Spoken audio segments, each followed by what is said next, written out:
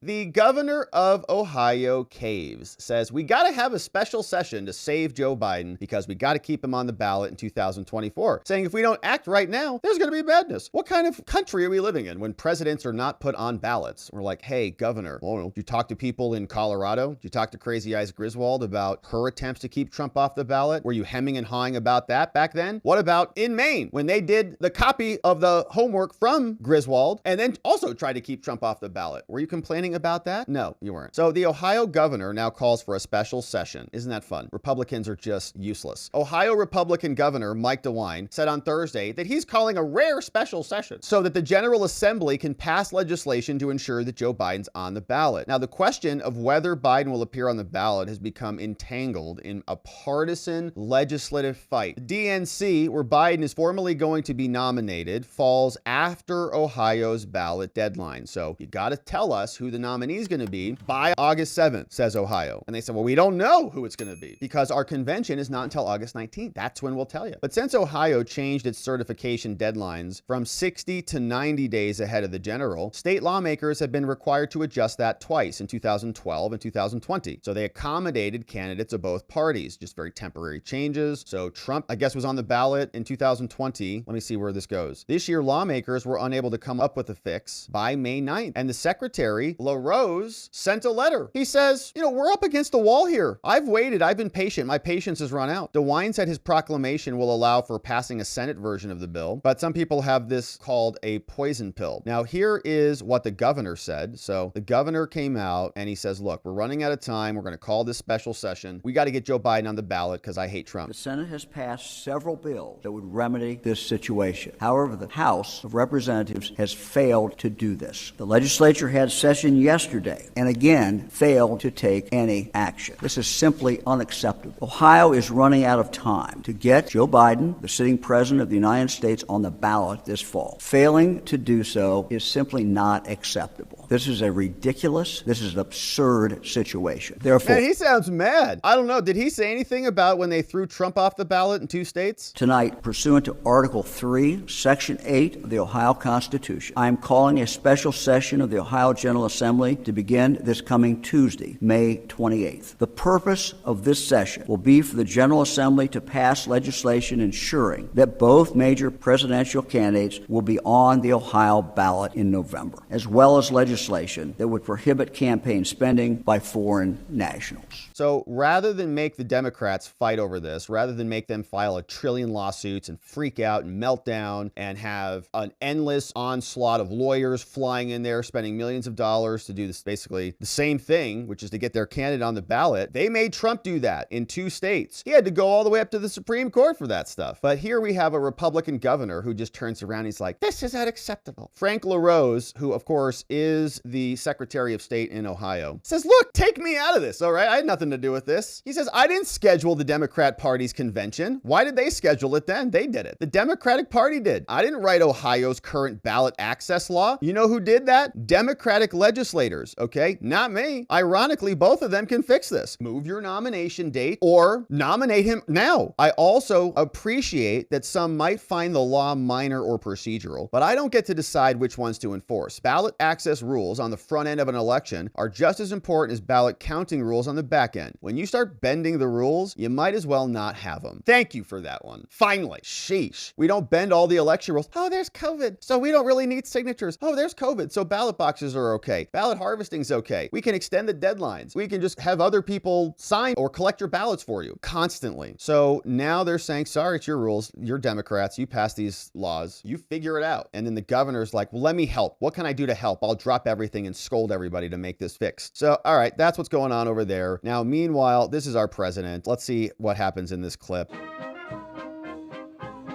Good job, Joe.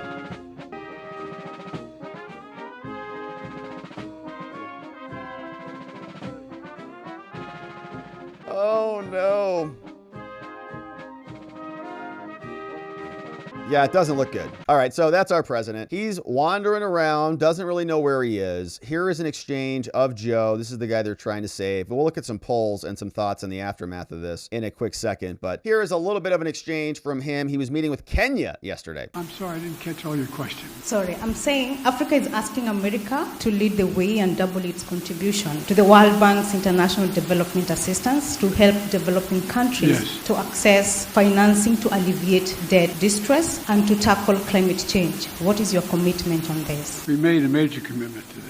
Number one, as I said, the United States has long championed international financial institutions that provide low-cost concessional resources to the poorest developing countries, including from the IMF. To that end, my administration helped design and establish the IMF's new initiative that provides low-cost funding for countries that are taking steps to enhance their resilience. Important. Well, he's reading pretty good. That's not bad. Well done, Joe. All right, so here are some questions. Is Joe Biden running on false hope? There's some doom and gloom out there, right? Most polls show Donald Trump is leading in the swing states, but Democratic Party strategist called Simon Rosenberg, he believes the president's chances are better than the surveys suggests. And so there's some back and forth on the polls. They say officially Joe Biden trails Trump by approximately 1 point in national polls. That's according to 538. The gap is larger than in most swing states. So for example, Pennsylvania 2.1, Arizona shout out 4.3, Georgia 6.1, Nevada 7%. Wow. Moreover, in both 2016 and 2020, most polls ended up understating Trump's support. So it might actually be more than this. This year, head-to-head polls and Biden's unpopularity have many Democrats pretty anxious about this. Axios reported last week that in public and in private, Biden has been telling anyone who will listen that he's gaining ground. And he's probably up, but Axios says, maybe not. Optimism isn't shared by the team. One of the most prominent Democrats who seems to share Biden's sense of optimism is Simon Rosenberg. He has a Hopium Chronicles Substack. During our conversation, he says that I think there's a tendency to underestimate our strength. We saw that play out. They have a tremendous get out the vote operation, and so we'll see where it goes. Now, here are the actual polls from 538 that they referenced. And so that is what you see there, that 1 percentage point, 41.0 to 40.1. That's the aggregate of the polls. You see Kennedy's hanging down there at 10, and you don't really know what happens with him if he sticks through it all the way to the election or if he endorses somebody or whatever. But you see 1 percentage point there. Nate Silver was out on an interview saying that this could be not good. If he doesn't have an upward trend here any soon, we might need to get rid of Joe Biden. He might need to essentially go. So here is Nate Silver, who does a lot of this polling. I think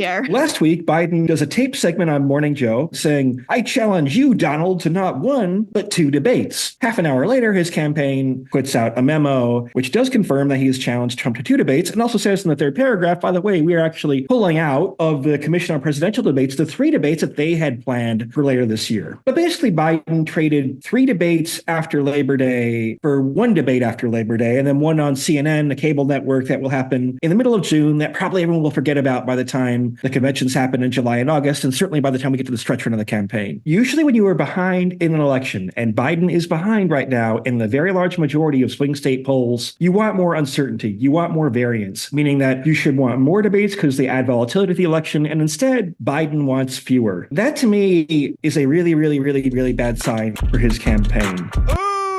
Not good. So Democrats love listening to that guy, and so it sounds like there's some concern on that. Now, we've got reaction. Ritchie Torres says, everybody loves Joe Biden. Don't be mad about the economy. Things are going to work out, and it's just bitter people who are tired of paying $25 for a turkey sandwich. Yet still, to Willie's point, there is a disconnect, particularly among black men. I can't figure that out. Try and explain it as best as you can. Look, I sense men of all races. I see it among Latino men, African-American men, white men. Yeah. There is a bitter disillusionment with the system. There's a sense that the system is failing them, and that transcends any particular presidency. And obviously there's a challenge of inflation, which has been a global problem, but we have to tell the story of the Biden administration's success. Okay, so bitter disillusionment. Well, the system is failing. Our dollar is worth a lot less than it was 4 years ago, dramatically. We're in more wars. We have a lot more spending for a lot of things that many Americans don't think are necessary at all that's currently happening. So I guess we should just listen to what Ritchie Torres has to say, and we'll all be less bitter and less disillusioned. So Joe Biden having a tough time out there. We'll see if he gets on the ballot in Ohio. We'll see if the polls shift his favor as this carries on. But until then, we'll stay bitter.